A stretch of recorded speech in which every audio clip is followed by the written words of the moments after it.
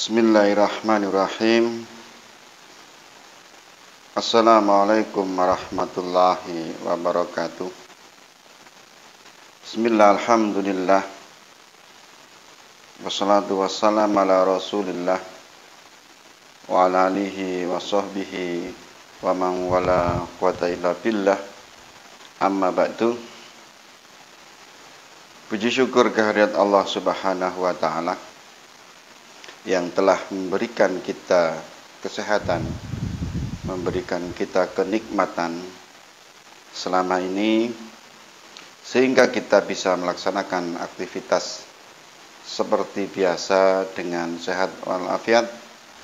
Kita wajib mensyukuri dan mengucapkan puji syukur kehadirat Allah Subhanahu wa ta'ala dengan ucapan Alhamdulillahirabbil alamin. Kedua, salawat serta salam kita haturkan kepada tujuan kita Nabi besar Muhammad sallallahu alaihi wasallam. Saudaraku yang dirahmati oleh Allah, dimanapun saudara berada, alhamdulillah kali ini saya membawakan tema bagaimana cara pengobatan orang yang terkena sihir pelet, lintrik. Lintrik itu bahasa Jawa yang di kartu, yang dibuat main permainan seperti judi, itu namanya lintrik. Biasanya orang yang bisa lintrik itu adalah orang-orang perempuan yang dimana masa lalunya orang tersebut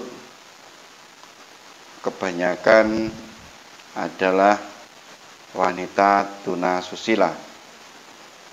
Di daerah kami biasanya seperti itu. Mungkin kalau di daerah lain berbeda lagi. Yang saya ceritakan ini yang ada di daerah saya, dan orang-orang tersebut bisa disebut dengan orang-orang sekitar, yaitu tukang lintrik. Bisa disebut dengan tukang sihir melalui kartu lintrik. Tadi sore ada seseorang yang diantar oleh istrinya ke rumah saya. Begitu kita adakan pertemuan dan di rumah saya, si laki ini begitu masuk diagnosa itu tatapan matanya kosong,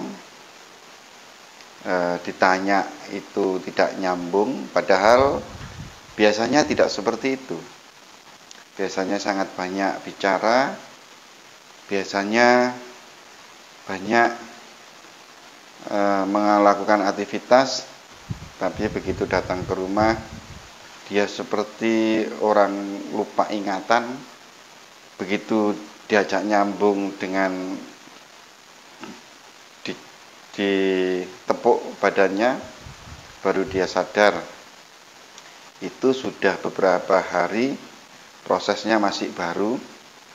Sehingga saya tanya-tanya, ternyata setelah diagnosa, ternyata orang ini kena lintrik. Bahkan yang mengatakan itu adalah ada seseorang perempuan yang lain.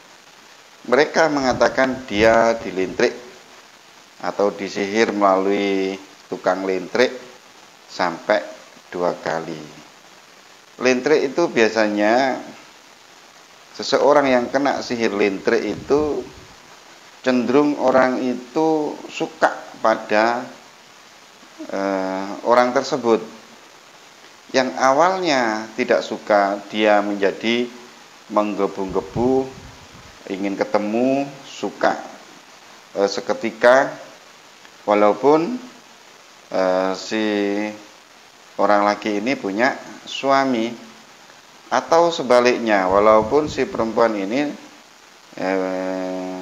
si laki ini punya istri, si perempuan punya suami. Bila kena target lintrik, ini mereka bingung dan ingin ketemu pada orang yang melintriknya. Biasanya tukang lintrik itu mengambil lintrik itu dengan cara mencuri di toko. Syaratnya lintriknya itu, kartunya itu, yaitu mencuri di toko, tidak boleh membeli. Sehingga kalau sudah seperti itu akan memaksimalkan sihirnya ke target tersebut, karena memang syarat dukun itu memang adalah dosa, sehingga dia caranya dengan cara mencuri, tidak membeli. Dan orangnya itu bekas orang wanita nakal. Itu adalah ciri-ciri tukang lintrik atau sihir melalui lintrik. Setelah tamu tersebut kita diagnosa, kita nasihati, lalu kita ruqyah. Alhamdulillah, begitu proses ruqyah, telinganya seperti panas, berdengung seketika waktu itu, dan saya ulangi di ruqyah lagi. Alhamdulillah sudah tidak panas lagi dan tidak berdengung, seakan-akan fresh, plong lagi, karena diberikan kesembuhan oleh Allah Subhanahu wa Ta'ala. Kadang proses tidak sekali di ruqyah, bisa 2 kali, bisa 3 kali, tergantung niat orang tersebut ingin sembuh, benar-benar sembuh, atau dan mau menjalankan nasihat kita sehingga Allah cepat memberikan kesembuhan. Alhamdulillah, dengan diruqyah lalu meminum kapsul inggu untuk sakit kepalanya yang biasanya mendadak, kita minumkan, dan di rumah nanti diminum 2 kali sehari. Lalu si pasien kita upayakan doa-doa perlindungan itu dibaca minimal pagi dan sore, atau selepas sholat 5 waktu, dan juga membaca Al-Quran.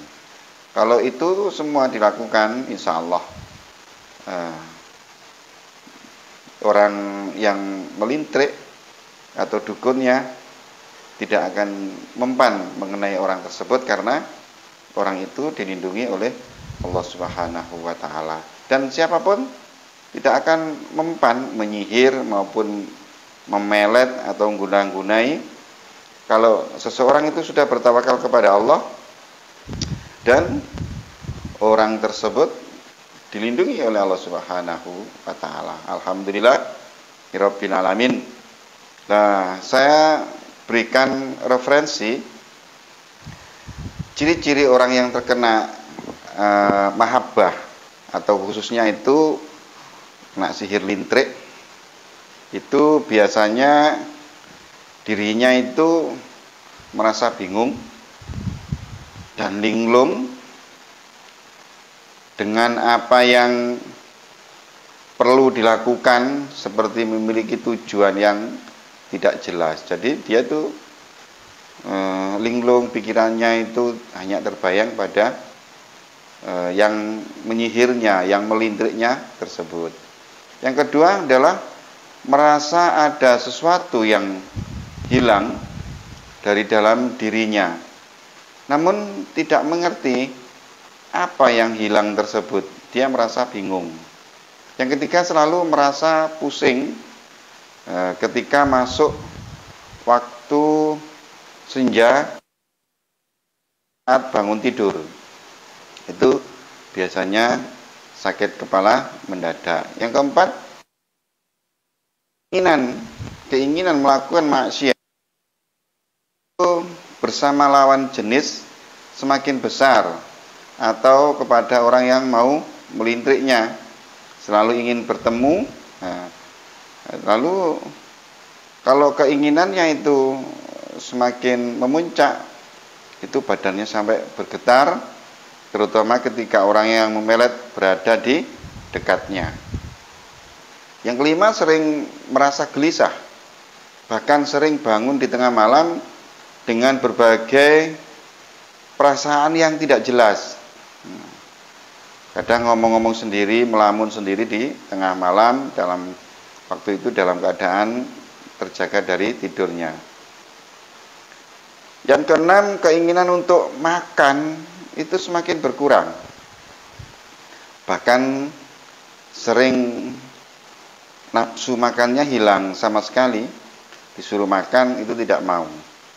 Sampai seperti itu, karena memang orang kena sihir lintrik ini hanya yang dipikirkan adalah lawan jenisnya, orang yang menyihirnya tadi.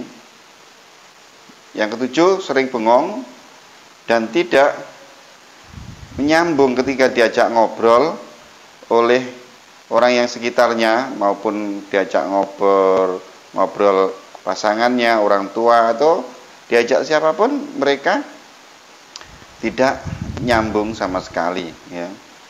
Yang kedelapan, tiba-tiba perasaan merasa nyaman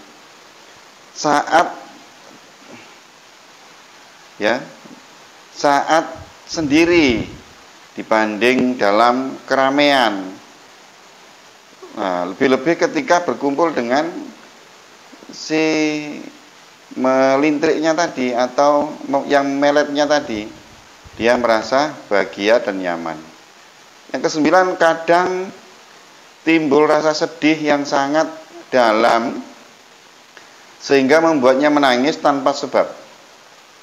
Kadang juga ada sesuatu yang tidak jelas yang membuatnya tertawa, terbahak-bahak, lalu sedih, dan semacam itu.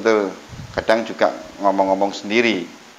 Yang ke-10, kadang timbul keinginan dan perasaan yang mengganjal dalam hati, namun tidak tahu apa keinginannya. Nah, lalu berikutnya yang ke-11 adalah tiba-tiba sangat terobsesi pada orang yang memelet, sampai-sampai tidak memperlain hanya dia yang istimewa, walaupun itu bukan pasangannya. Ini sudah akut, ya. Yang ke-12, merasa harus selalu mengikuti apa yang dikatakan dan yang diinginkan oleh orang yang memeletnya. Minta apapun dituruti, ingin apapun dituruti. Cintanya tiba-tiba seperti itu, padahal sebelumnya tidak ada rasa apa-apa, ya. Lalu yang ke-13, tiba-tiba acuh dan membangkang kepada orang tua, kepada pasangannya, lebih-lebih ketika orang tua memberikan nasihat sesuatu yang tidak yang nasihat kepada dia, atau ada orang yang mengatakan sesuatu, dia tiba-tiba acuh tak acuh, padahal sebelumnya tidak ada sikap yang seperti itu. Lalu yang ke-14, cirinya rasa rindu kepada orang yang memelet berkecamuk, seakan harus bertemu pada dia, hingga rindunya semakin berat. Lalu yang ke-15, sering marah-marah saat chat, saat telepon, bila tidak dibalas secepatnya, suka marah-marah. Selanjutnya yang ke-16 adalah memelet sangat amat dalam, rasanya seperti ingin mati karena hidup pada dia. Walaupun dia sudah punya pasangan, karena memang akal pikirannya sudah dikuasai oleh syaitan. Yang terakhir, amat senang manakala bertemu dengan orang yang memelet tersebut. Inilah, saudaraku yang dirahmati oleh Allah, ciri-ciri orang yang terkena pelet atau mahabbah. Ciri-ciri ini hampir sama dengan mahabbah-mahabbah yang lain, tapi ini dikhususkan untuk pelet lintrik yang ada kesamaan dengan pelet-pelet yang lain. Jadi barang siapapun yang merasakan kehadiran cinta kepada seseorang, maka jangan ceroboh. Tiba-tiba hati saudara kok tiba-tiba senang sama seseorang, walaupun sudah punya pasangan suami atau istri. Maka cek terlebih dahulu dengan ciri-ciri di atas. Itu ada, ya berarti saudara terkena ciri-ciri terkena pelet atau ciri-ciri terkena mahabbah. Nah, sebab jangan-jangan termasuk orang yang terkena pelet saudara apabila ada ciri-ciri tersebut, maka saudara harus terapi mandiri, diterapi ahlinya. Nah, dengan metode pengobatan tibun nabawi yang menggunakan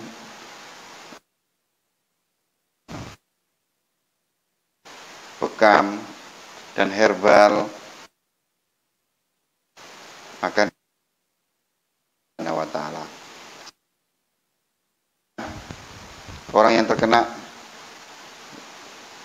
sihir pelet tersebut, kadang pelet bisa, selain dilintrik, pelet bisa menggunakan semacam ikatan jimat yang diberikan pada targetnya.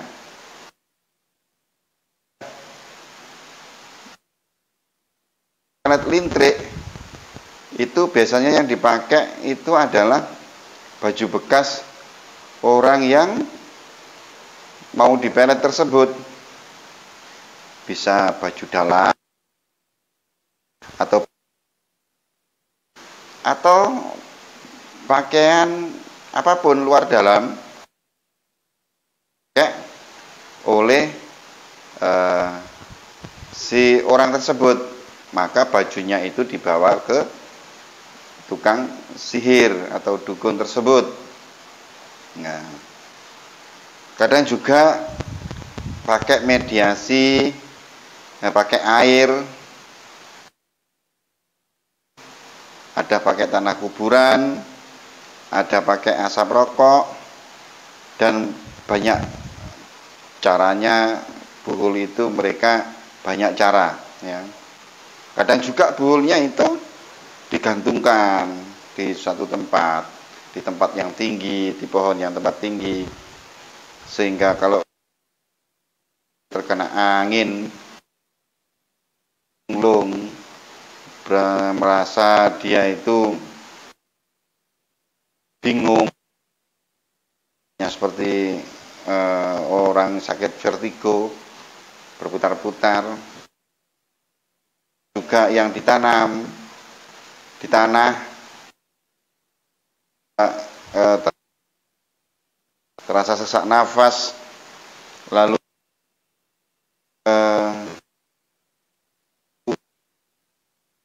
kadang juga di burung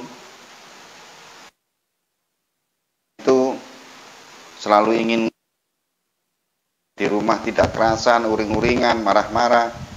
Kadang di target agar badannya seperti kepanasan, kebakaran, selalu ingin minum, dan terus-menerus seperti itu kan, badannya kedinginan, selalu ingin meminta minum minuman yang hangat, kadang dihanyutkan di sungai, dan banyak cara yang mereka lakukan tukang-tukang sihir tersebut.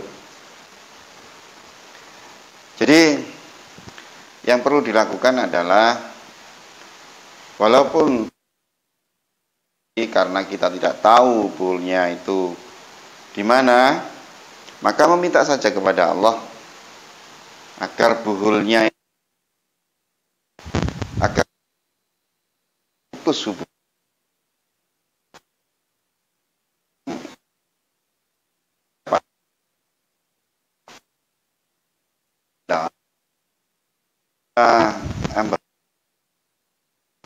sihir pelet ya Allah, dan apabila ya Allah, maka jadikanlah buhul itu hambamu dan hilangkanlah semua kekuatan tersebut maupun yang menyihirnya ya Allah. Kita meminta perlindungan kepada Allah seperti itu. Lalu usahakan yang pertama sholat 5 waktu. Jangan lupa setiap habis sholat membaca ayat kursi, atau dibaca ayat kursi itu setelah sholat asar dan setelah sholat subuh. Yang